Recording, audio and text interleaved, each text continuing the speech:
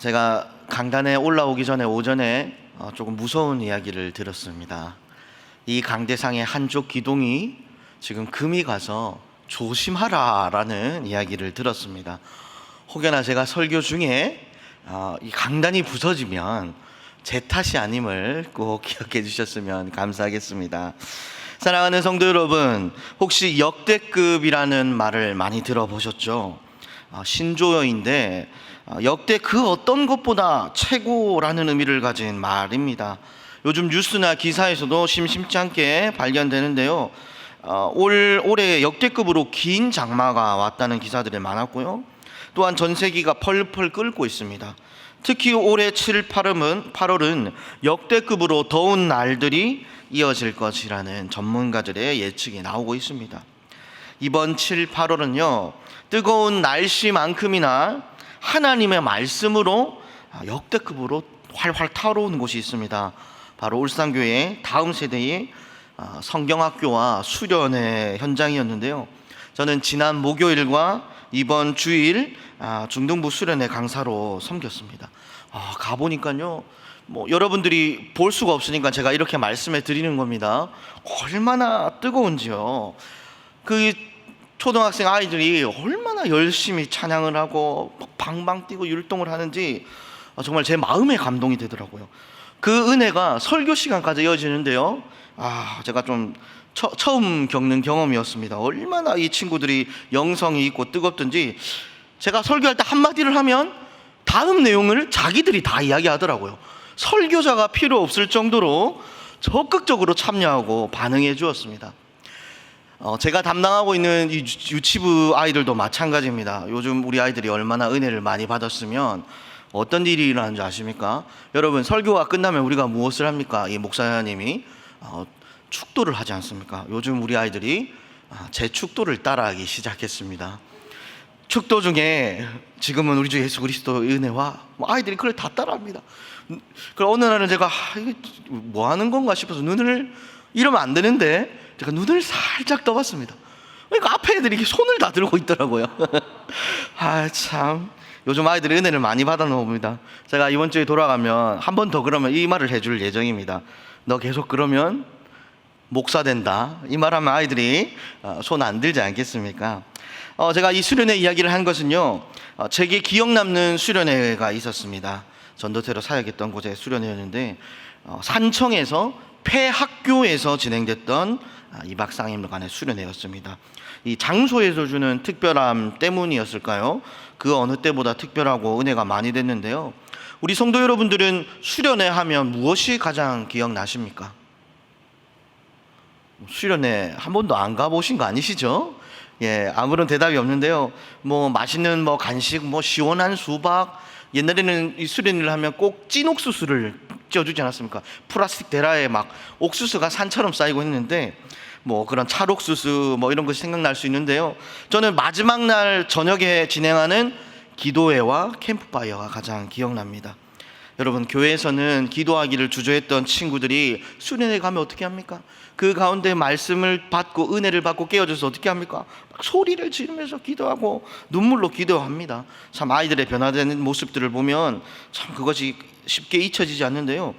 특별히 이 수련회는요 특별 순서가 있었습니다. 이 캠프파이어 뒤에 하나님의 자녀가 되고 하나님의 자녀로 거룩하게 살아가기로 결단한 사람들을 축하하는 순서가 있었는데 바로 축하 폭죽쇼가 있었던 것입니다. 여러분, 수련회 폭죽쇼 참 좀 신선하지 않습니까? 그런데 이건 그 준비하는 진행팀에서 준비한 것이 아니라 특별히 담임 목사님과 장로님, 부장 집사님이 준비한 폭죽쇼였습니다. 살다 담임 목사님이 폭죽쇼도 준비한다는 것을 그때 이제 깨달았습니다. 솔직히 기대가 하나도 안 됐어요. 폭죽쇼? 교회에서 하는 폭죽쇼? 여러분, 저는 그것을 생각했습니다. 그 해변에 가면 그 짝대기 그거 다들 해보셨죠? 아무도 안 해보셨습니까? 여러분 꼭 정자 가면 요즘도 하고 있더라고요. 한번 해보시기 바랍니다. 그 짝대기 터뜨리면 어떤 소리가 납니까? 불을 붙이면 잉탁 잉탁 이런 소리가 날 줄 알았습니다. 그런데요 트럭이 들어오고 앞에 교단에 많이 쌌더니요 탁 카운트다운하고 시작하는데 잉탁이 아닙니다. 슉 바바바바바바. 여러분 폭죽쇼 가봤죠? 마치 흡사 폭죽쇼에 있는 그런 느낌의 폭죽이 좀 엄청난 소리와 함께 터지는 겁니다. 그때 깜짝 놀랐습니다. 우와, 진짜 장난 아니다. 정말 이 다양하고 이 소리 난 큰 소리로 폭죽이 터지니까 너무나도 웅장하고 참석했던 사람들도 너무 좋아하고 환호하고 기뻐했던 기억이 있습니다. 서로를 축하하고 축복하고 기뻐하는 귀한 시간이었는데요. 그런데 문제가 생겼습니다. 여러분, 이곳이 시골이었는데요, 여러분 다들 예상하시다시피 민원이 들어온 것입니다. 조용한 시골에서 폭탄이 터지니까 사방에서 깜짝 놀라서 민원을 넣었던 것입니다. 그때 제가 깨달았습니다. 누군가의 기쁨과 행복이 누군가에는 큰 불편함으로 다가올 수 있겠구나라고 생각했던 것입니다. 오늘 우리가 읽은 말씀에 불편한 상황이 펼쳐집니다. 예수님께서 예루살렘에서 사역을 마치시고 갈릴리 지역으로 다시 돌아가는 길이었는데요. 여러분, 우리가 잘 알다시피 예수님의 인기는 대단했습니다. 가는 곳마다 무리들이 예수님을 만나기 위해 찾아왔습니다. 왜 이렇게 오늘 말씀에 무리들이 찾아왔을까요? 1절 말씀에 보니까 예수님의 말씀을 듣기 위해 찾아온 것이었습니다. 그런데 이 모습을 불편하게 바라보는 사람들이 있었습니다. 이 모습을 보고 수군수군 거리며 투덜거리는 사람들이 있었습니다. 누구입니까? 2절을 바라보면 바리새인들과 서기관들입니다. 여러분, 바리새인과 서기관들이 누구입니까? 당시 종교적으로 존경받던 자들, 종교 지도자들입니다. 누구보다 하나님의 말씀을 잘 지키고 연구하던 자들입니다. 그런데 그들이 왜 이런 시선으로 예수님과 무리를 바라보았던 것일까요? 또한 예수님을 향하여 이 사람이라는 표현을 쓰는데, 이걸 원어적으로 풀어 해석하면 이 사람이라는 표현은요, 사람을 경멸할 때, 사람을 무시할 때 사용하는 말입니다. 이렇게 예수님을 향하여서 경멸하며 무시하는 이유가 무엇일까요? 예수님 이전에 자신들이 사람들의 관심과 인기가 있었는데 예수님에게 그것이 다 쏟아졌기 때문일까요? 그런 것일 수도 있겠지만 그 이유가 2절 하반부에 나오는데, 바로 이 무리와 어울리고 함께 음식을 먹고 식탁 교제까지 나누었습니다. 이 무리가 누구입니까, 여러분? 1절에 나오죠. 누구입니까? 세리와 죄인들이었기 때문입니다. 세리와 죄인들이 어떤 자이기에 예수님께서 이런 경멸의 시선을 받습니까? 여러분, 당시 바리새인과 서기관들은요, 악한 사람과 가까이 하지 말라는 구약 성경의 가르침을 이용하여서 그들을 멀리하였습니다. 어떤 유명한 랍비는요, 이런 말을 남겼습니다. 그들을 율법의 근처에 데려오지도 말아라 는 말을 남길 정도로 세리와 죄인들을 경멸했던 것입니다. 세리가 왜 이런 경멸을 받았는지 살펴보면요, 세리는 가버나움이나 여리고 같은 상업지에서 통행료나 관세를 징수하는 통행료 징수원으로 살아갔습니다. 이 권리는 어디서 왔을까요? 당시 이스라엘을 지배하던 로마에게서 입찰하여서 획득한 것입니다. 그러니 그들이 얼마나 많은 수입을 거두냐는 얼마나 많은 통행료와 세금을 걷느냐에 따라서 자신의 수익이 결정되었습니다. 그래서 그들은 이것을 악용하였고, 그 결과 동료 유대인들로부터 배신자로 낙인 찍히고 미움과 멸시를 받은 것입니다. 죄인들은 또 어떻습니까? 이들은 부도덕한 자들입니다. 혹은 종교적으로 율법에 부합하지 않는다고 여기는 직업을 가진 자들을 말했습니다.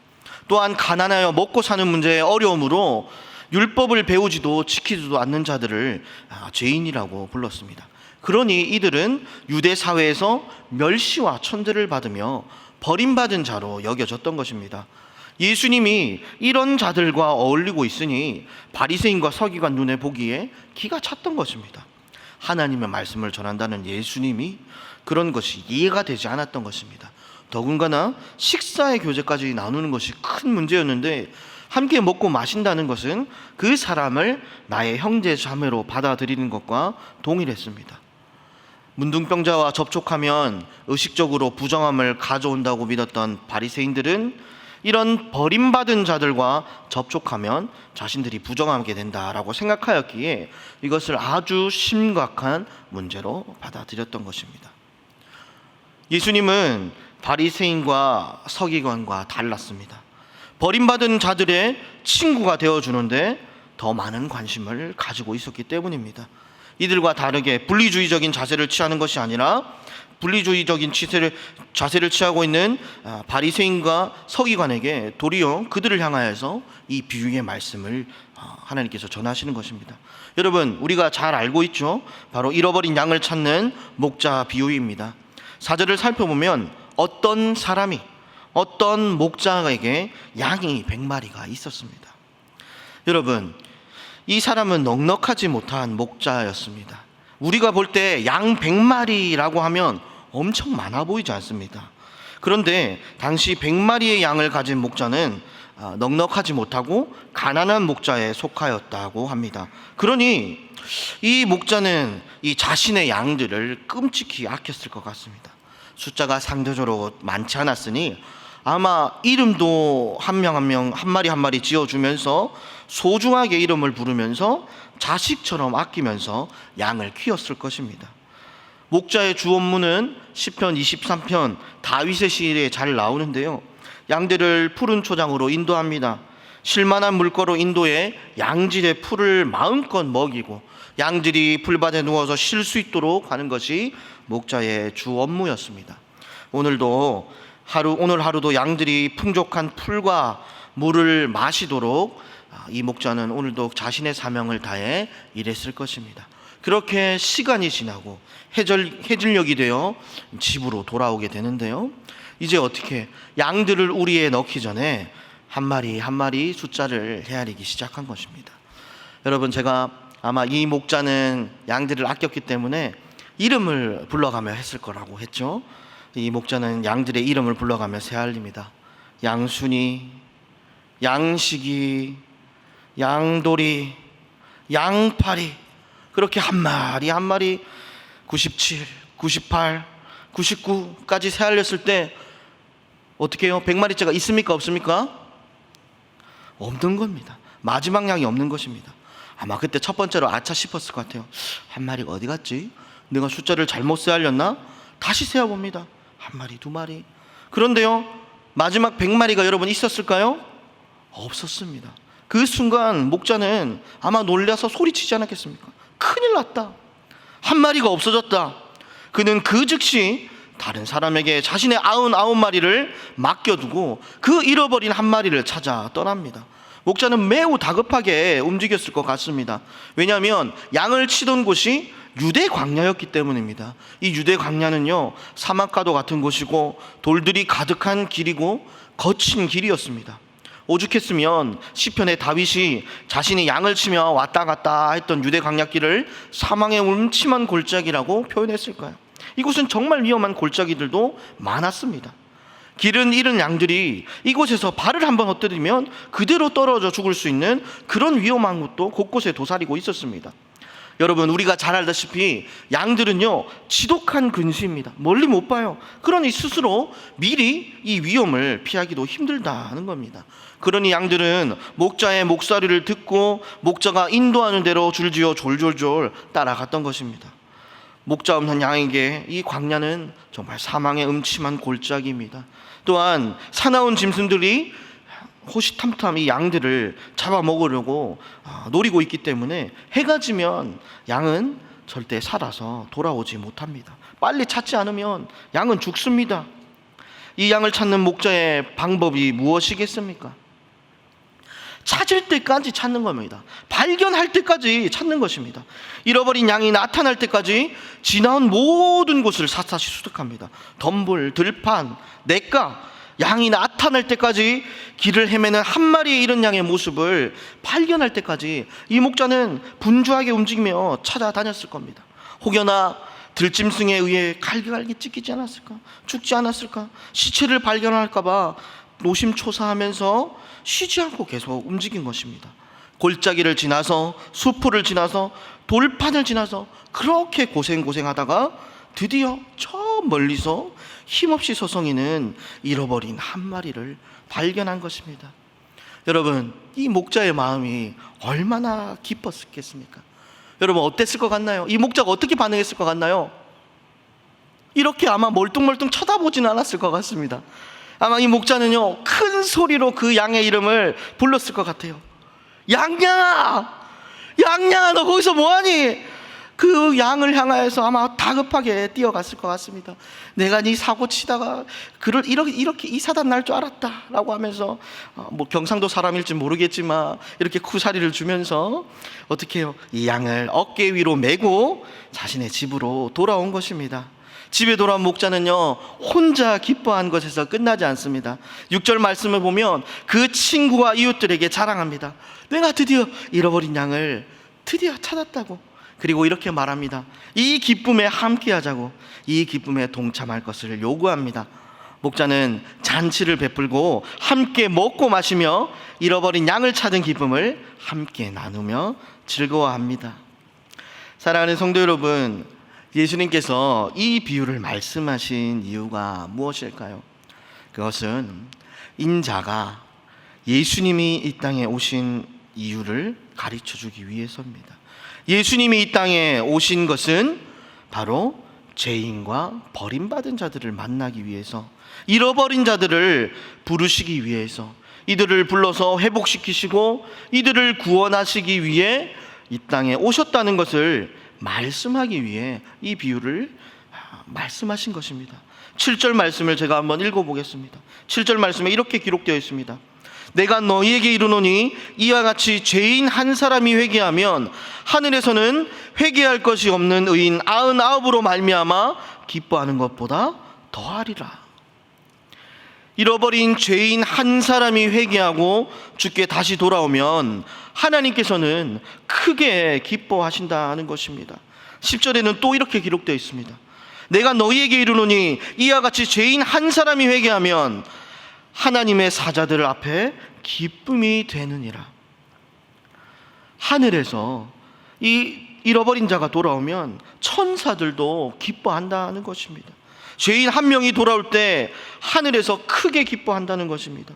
잃어버린 죄인 한 명이 회개하고 하나님께 돌아와 하나님을 만나고 변화받고 구원받으면 하늘에서는 축하 잔치가 열리고 또한 그곳은 기쁨으로 가득 차게 된다고 예수님께서 말씀하신 것입니다.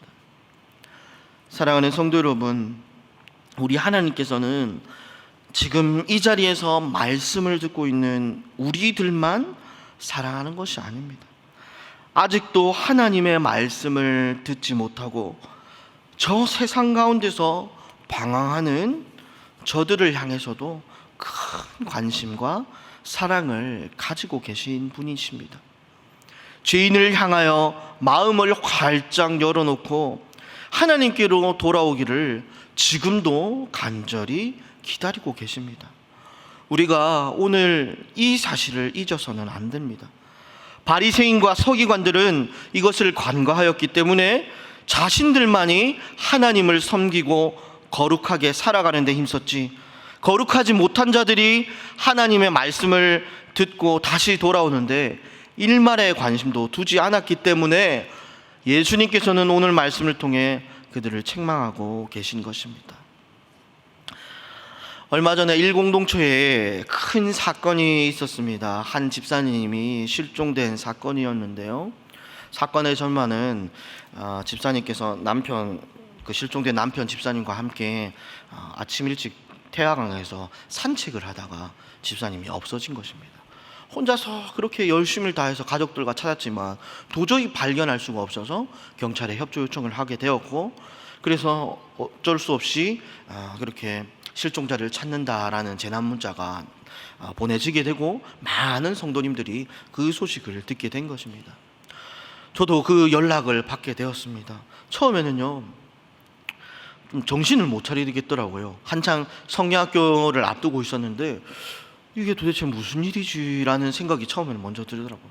다시 정신을 차렸습니다. 그러자 구역원으로 있던 우리 구역장님의 아내 되시는 집사님에게 연락이 오는 겁니다. 목사님, 우리 집사님 빨리 찾아야 되는데 우리 교회에 다 성도님한테 연락 돌려가지고 우리 다 함께 찾아보면 안 되겠습니까? 이렇게 부탁을 하시는 겁니다. 그 즉시 신가성 목사님이 연락을 드렸고 우리 모든 공동체 목사님에게 이 소식이 전해지게 된 겁니다. 그래서 모든 구역장님들에게 우리 집사님을 찾기 위한 인상착의와 모든 것을 카톡으로 전송하고, 구역장님들은 어떻게 했겠습니까? 구역원들에게 전파하고 다들 길을 오가면서 혹시 저분인가 찾아보고 또 기도로 열심을 다해서 찾았던 것입니다. 저도요, 이 집사님을 찾기 위해 그 전화를 끊고 차에 올라탔습니다. 그리고 제가 이렇게 기도했습니다. 하나님, 집사님 1공동체입니다. 1공동체 담당 교역자가 누굽니까? 바로 접니다. 주님, 제가 꼭 찾게 해주십시오. 이런 간절한 마음을 가지고, 사명감을 가지고 핸들을 뒤로 놓고 제가 출발을 했던 것입니다. 여러분, 처음 잃어버린 곳이 태화강이라고 했죠. 태화강 곳곳을 다녔습니다. 차로 운전해서, 내려서, 또 걸어서 곳곳을 다니는데, 하나님, 제가 찾게 해주십시오. 차를 타면서 먼저 김치국부터 마셨습니다. 찾으면 어떡하지? 혹시 길을 가다가 집사님 만나면 어떻게 바로 파킹하고 바로 문 열고 뛰쳐나갈까? 오만 혼자 생각을 다 했습니다. 파란 옷만 보면 탁 봤는데 아닌 겁니다. 또 저기 파란 옷, 파란 옷. 아무리 찾아도 집사님이 찾아지지가 않는 겁니다. 야, 이게 참 쉽지가 않더라고요. 1시간, 2시간, 3시간이 흘러가니까 여러분 어떻게 됐을까요? 온몸이 땀범벅이 된 겁니다. 그래도 이제 안 찾아지는 겁니다. 여러분, 그제서야 제가 기도를 바꿨습니다. 하나님, 이 담당 교역자가 안 찾아도 되니 제발 누구라도 재우니 오늘 꼭 우리 집사님을 찾게 해주십시오. 이 기도를 하고 계속해서 찾아갔습니다. 저녁이 되니 또 이 성경학교 준비로 약속된 일정들이 있다 보니 더 이상 찾지 못하고 제가 돌아왔습니다. 이제 저녁이 이제 해가 지어 갔는데 비 소식까지 들리니 걱정이 많이 되더라고요. 어떻게 되나 할 때 소식을 듣게 된 겁니다. 집사님을 찾았다는 소식을 듣게 되고, 그 소식에 놀라서 모든 구역원들이 함께 모이게 되고, 잃어버린 이 집사님을 찾았다는 것을 축하하자면서 한번 번개 모임을 하자고 해서 그 식사 모임에 갔던 것입니다. 그곳에 가니 다들 다 땀에 절어 있더라고요. 그곳에서 도대체 오늘 일이 어떻게 일어난 것인지 함께 나누는데요, 여러분 놀라웠습니다. 여러분, 온 교회, 온 성도들이 기도한 것뿐만 아니라 그 집사님이 속한 모든 구역원들이요, 집사님을 찾기 위해 다 이렇게 발벗고 다닌 것입니다. 어떤 집사님은요, 걸어서, 우리 구역장님은 산까지 올라가고, 어떤 집사님은 자전거를 타고 그 태화강 일대를 그렇게 다니고요, 어떤 집사님은 차를 타고 계속 다녔고요, 어떤 집사님은 출근해서 함께 찾지 못했다고 미안하다고 그날 밥까지 사신 겁니다. 밥도 사시고 그 받은 은혜들을 나누는데 정말 감사가 되었습니다. 이렇게 한 영혼을 찾기 위해서 정말 온 구역원들이 마음을 쏟고 온 교회가 정말 관심을 가지니까 정말 잃어버렸던 이 집사님을 무사히 찾고 아무 탈 없이 다시 돌아올 수 있게 되었구나 라고 함께 감사하며 함께 받은 은혜들을 나눈 귀한 시간이 되었던 것입니다. 우리 구역원 중에 한 분은요, 이 집사님을 향한 관심이 부러웠나 봅니다. 어떻게 이렇게 다들 한 마음이 되어서 집사님을 위해 찾을 수가 있지? 나도 내일 한번 없어져 봐야겠다, 이런 말씀도 하시더라고요. 사랑하는 성도 여러분, 그렇습니다. 제가 이 사건을 겪으면서 이렇게 우리가 한 마음 한 뜻이 되어서 한 영혼을 찾아다니면 정말 그들이 주께로 다시 돌아오지 않을까, 이런 생각이 되었던 것입니다. 한 영혼을 품으면 우리가 정말 우리 온 교회가 한 몸이 될 수 있지 않을까라는 생각을 가졌던 것입니다. 사랑하는 성도 여러분, 우리는 이 주님의 사역에 동참해야 합니다. 주님의 기쁨에 함께 해야 합니다. 한 영혼이 천하보다 귀함을 우리가 오늘 말씀을 통하여서 다시 한번 기억하고 한 영혼을 주께로 다시 돌아오게 하는 이 사역에 우리의 시선을, 우리의 시간을 쏟아 부어야 합니다. 이것이 진정 하나님께서 원하시는 일이기 때문입니다. 오늘날 우리는 바리새인과 서기관처럼 잃어버린 자들을 향하여서 경멸의 시선을 보내지는 않습니다. 그런데 이것보다 더 무서운 것이 무엇인 줄 아십니까? 그것은 잃어버린 영혼들을 향한 무관심입니다. 저들이 어떻게 살아가는지 아무런 관심도 없는 것이 더 무서운 것입니다. 사랑하는 성도 여러분, 우리끼리 신앙생활하고 기도하고 찬양하고 우리끼리 좋고 신앙을 지키는 것에만 관심을 두고 이런 믿음 생활에 행복을 가지고만 살아서는 안 됩니다. 오늘 말씀을 통해 주님께서 우리에게 묻습니다. 잃어버린 양을 찾는 기쁨이 있느냐? 우리 안에서 서로 믿음 생활하는 것에만 몰두할 것이 아니라 잃어버린 자들을 향한 관심을 회복해야 합니다. 사랑하는 성도 여러분, 우리가 온 교회가 한 마음이 되어 한 영혼을 품는 사역에 힘을 모읍시다. 우리가 하나가 되면, 우리 모두가 관심을 가지면 분명 하나님께서 예비하신 구원받고자 하는 영혼들이 울산교회로 몰려올 줄로 믿습니다. 그리할 때 하늘에 잔치가 열립니다. 이 기쁨에 함께 동참합시다. 우리 안에 영혼을 향한 무관심을 끊어버리고 그들을 향한 관심과 기도로 주께 돌아오는데 온 힘을 모아봅시다. 이것이 하나님께서 기뻐하시는 귀한 일임을 다시 한번 기억합시다. 특별히 우리에게 당면한 중요한 사역이 있습니다. 바로 아파트 전도 사역이라는 귀중한 사역인데요. 여러분, 우리가 잘 알다시피 울산교회 주위에는 2625세대가 들어서게 됩니다. 여러분, 우리가 이들을 향해서 무관심으로 일관해야 할까요? 아니면 오늘 성경에 잃어버린 양을 찾으러 떠난 어떤 사람, 어떤 목자가 돼야 할까요? 여러분, 이 사실을 기억하고 이 말씀을 우리가 품고 하나님의 말씀에 순종하여서 우리가 영혼을 향해 달려가길 원합니다. 이 영혼들을 주께로 인도하여서 하나님을 기쁘시게 하는데, 바로 그 어떤 사람이, 그 어떤 목자가 바로 내가 되기를 간절히 기도하고 결단하는 귀한 저녁 시간이 되길 간절히 소망합니다.